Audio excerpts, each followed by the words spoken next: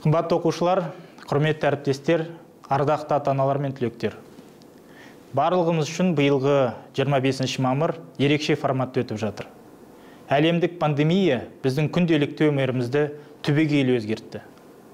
Биылғы оқу жылы 4 миллионнан астам оқушы мен студенттің есінде қашықтан оқыту форматына көшуімен сақталады деп ойлаймын. Қысқа уақыттың ішінде барлығыңыз жұмысты дұрыс ұйымдастыра білдіңіздер. Бұл мұғалімдердің, ата-аналардың, оқушылардың бірлескен әрекетінің нәтижесі деп білемін. Бүгін мен әрқайсыңызға жеке тоқталғым келеді. Сіздер жаңа жағдайда жақсы нәтижелерге қол жеткізіп, нағыз ерлік таныттыңыздар. Ұстаздарға деген алғысымды бір сөзбен жеткізу мүмкін емес. Сіздер қиын жағдайға қарамастан, оқушыларды білім нәрімен сусындатып, оқу барысында тынымсыз еңбек еттіңіздер. Сіздердің арқаларыңызда 4-90 толықтай қашықтан оқыту форматында өтті. Бұл біздің білім саласында бұрын соңды болмаған оқиға. Қиын кезде балаларына тіреу бола білген ата-аналардың да еңбегі өлшеусіз. Сіздердің қолдауларыңыз, үйде отырып білім алуға жағдай жасауларыңыз қашықтан оқыту ұйымдастыруға бізге мүмкіндік берді. Әрине, сын көп айтылды. Дегенмен сіздер түсіністік танытып, сол біздің балаларымыздың болашағы үшін осы мәселені жеңіл қабылдадыңыздар. Сол үшін сіздерге алғыс айтамын. Оқушыларға деген ризашылығым шексіз. Олар жауапкершілікті ата-аналармен теңдей бөлісіп, тәртіпті және алғыр бола білді. Енді міне, білімге деген құштарлықты жоғалтпай, оқу жылын ойдағыдай аяқтап жатыр. Бұл шын мәнінде ересек адамдарға тән қасиет деп айтқым келеді. 2020 жылдың түлектеріне жеке тоқталғым келеді. Құрметті мектеп бітірушілері, колледж бен университет түлектері. Әркім болашағын жарқын болғанын армандайды. Сіздер мықты ғалым, табысты кәсіпкер ғана емес, адамгершілігі зор, жақсы адам, биік тұлға болатындарыңызға сенімдемін.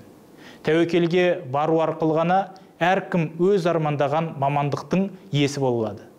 Ең бастысы, мүмкіндіктерді пайдалана білу керек. Еш қорықпаңыздар.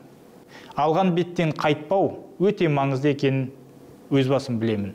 Нақты қадам жасап, ойыңыздағыны іске асыру керек. Мәселен, мен мектеп бітірген соң бір жылдың ішінде грантқа түсе алмадым. Одан ұялудың ешқандай қажеті жоқ. Менің алдымда екі таңдау болды. Біріншісі ақылы түрде оқу, екіншісі бір жыл дайындалып, кейін ұбт-ға қайта тапсыру. Сол кезде бір жыл дайындалып, тестті қайта тапсырам деп шешім қабылдадым. Бір жыл уақытымды табанды дайындықпен жұмысқа арнап, нәтижесінде келесі жылы армандаған грантқа қол жеткізген болатынмын. Жақында басым көпшілігіңіз ұбт тапсырасыздар. Одан қорқудың ешқандай қажеті жоқ деп сіздерге айтқым келеді. Бұл тек қана жай сынақ. Оның үстіне бұл өмірлеріңіздегі ең жеңіл емтиханның бірі болады. Айналадағы адамдар қолдарынан ештеңе келмейді десе де, табандылық пен сабырлық, күнделікті қажырлы еңбек пен алға қойған мақсаттарыңыз белгілі бір нәтиже әкелетін естен шығармаңыздар. Нәтиже әрине өз бетімен келмейді. Ол қателікпен қатар жүреді. Кішкентай кезімізден бізді қателік жасау дұрыс емес, кешірімсіз деп сендірген. Мектеп қабырғасынан бастап қателік жасамау біздің санамызға құйылып келді. Табысты адам ешқашан қателеспейді деген қате ұғым екенін айтқым келеді.